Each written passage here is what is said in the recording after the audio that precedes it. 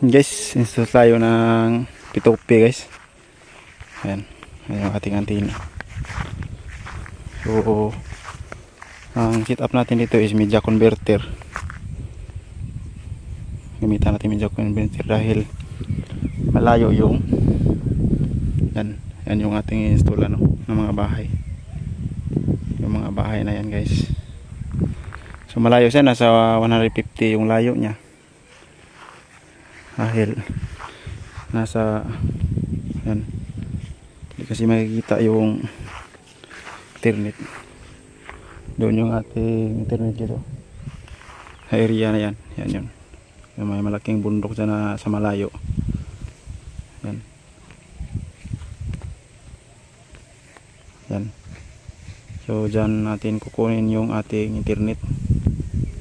Yan. So yan guys, yung ating setup na P2P. Yan. Wala kasi ibang paraan dito kundi wireless yung ating internet. Yan, may malapit na tower dyan. O kaso mahina yung data nya. Mahina, hindi kaya sa bindo. Hindi pa kasi napalakas ng yan. Kaya ngayon guys, umpisa na namin mag setup. Yan. Tayo kami ng poste. Ayan. Yung poste na tayo namin, yung iksi lang iksi lang yung poste namin dahil makikita na kasi yung signal yan sa area na yan. So guys, so umpisa na namin install yung poste. Ayan guys, napatayo na natin yung ating poste. So ayan, so pasensya na kayo guys sa pagtatayo natin ay hindi natin ipakita dahil dalawa lang kami, walang taga video. Yan yung aking kasama. So mahirap na yung taga video guys. Ayan. Ayan, so nasa ano ito, nasa 20 feet lang ito, isang tubo ito guys. Yan yung banting natin, nilagay lang namin dito sa mga puno. Yan. O yan guys, tapos na yung ating poste. Yan. Tapos na poste natin guys. Poste natin. Tapos na. Ito yung ating naplastaran natin. Yan. So, ikat-kat ang ating na guys. Nag-flash din nga po ako. Oh, green. Wah.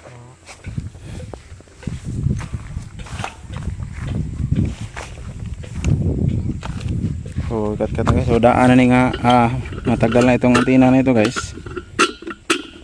Pali nilipat lang natin. Yan.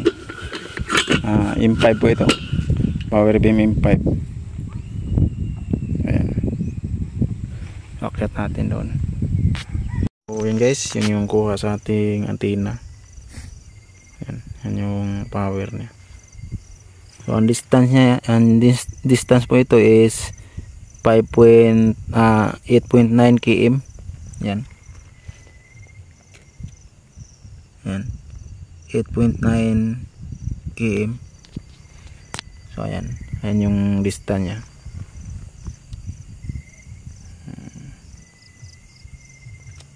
Ganun yung kuha natin. So try natin mag-speed test tayo. Na ginabi na tayo guys sa ating pag sit up dahil nag run out yung kuryente natin dito sa area. Ayan, so try natin speed test. Tingnan natin kung ilan yung kuha ng ating antenna.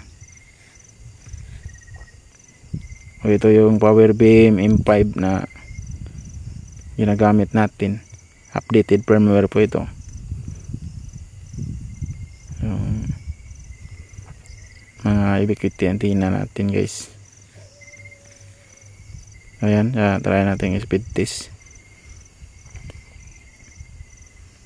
Ang access point mo nito guys is light beam Gen 2. Yan. Light beam Gen 2 po yung access point nito. O yan, yan yung speed nya, ganun kalakas yung nakukuha nating speed. Yan. So mahina yung kanyang upload, pero okay lang siya. So kunting adjustment lang sa ating antenna.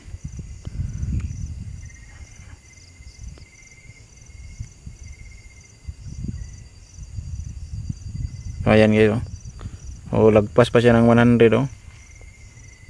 So ganun kalakas yung ating internet.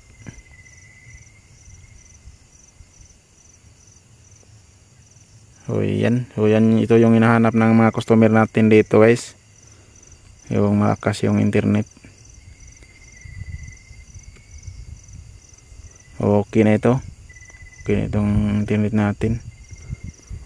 Try natin siyang buksan sa YouTube kahit sandali lang, makikita ko sa inyo na mayroon talagang internet.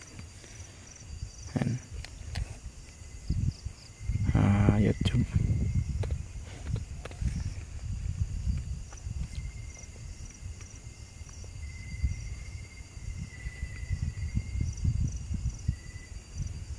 So ayan, ganito yung itsura ng ating laptop guys, dahil nasisira yung screen. Tingnan nyo, nasisira yung screen na ipit sa bag natin.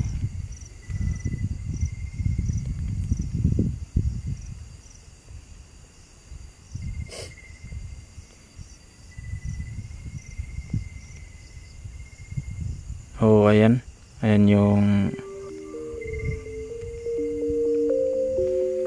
ayan, meron siyang YouTube, meron ng internet. Ibig sabihin success na yung ating solution. Ayan.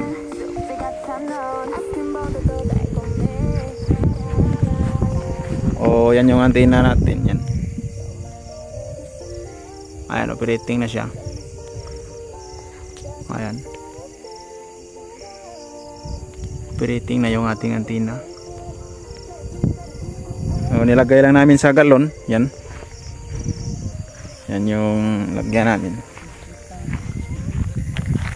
Oh, yan guys. So meron tayong router na nilagay dito. Ayan, pangsala ng ano ito. Ayan. Para maka-internet diretso. Ganun kasi yung mga setup ko guys. Lagyan ko siya ng router para hindi siya kaano mabilis, yung hindi siya makukuha yung buong speed.